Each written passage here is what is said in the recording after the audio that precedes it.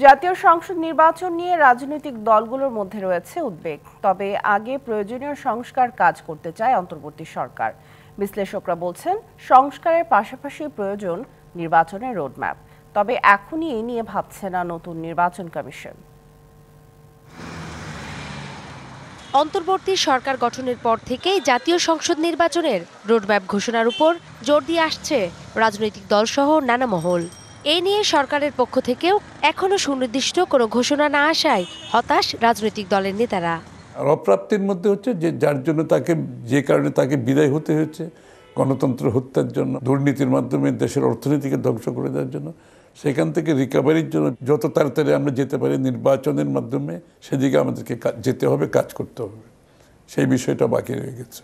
তারা বলছেন দেশের চলমান অস্থিরতা মোকাবেলায় নির্বাচিত সরকারের বিকল্প নেই, তাই দ্রুত ভোট আয়োজনে রোডম্যাপ চান তারা।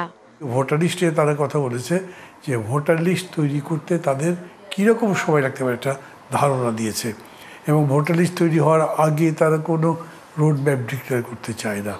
এই হিসেবে আমি এইটা বলবো যে এই ইলেকশন কমিশনের কাছে এখন কোনো রোডম্যাপ নেই। আগামী দিনের যে ট্রানজিশন, পিসফুল ট্রানজিশন যেটা হবে, এটা তো রোডম্যাপ থাকতে হবে। সুতরাং সেটা তো প্রত্যাশিত, সেটা সবাই প্রত্যাশা করতে এবং যত তাড়াতাড়ি সম্ভব সেটা করতে হবে। বিশ্লেষকরাও বলছেন রোডম্যাপ ঘোষণা করে দ্রুত দেশে সুষ্ঠু নির্বাচন দরকার।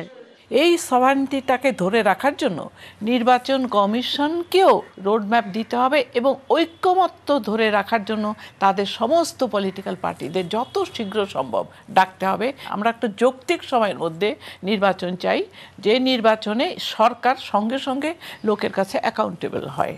তবে নির্বাচন কমিশন মনে করে নির্বাচনের আগে কতগুলো জাতীয় উদ্যোগ নেওয়া প্রয়োজন, তাই এখনই রোডম্যাপ নয়।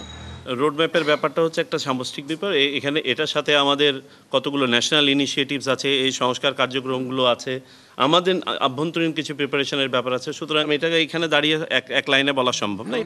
তিনি বলেন নির্বাচন ব্যবস্থার উপর মানুষের আস্থার সংকট আছে, তাই দূর করতে কাজ করছে নির্বাচন কমিশন। নূপুর মাহমুদ, ডিবিসি নিউজ, ঢাকা।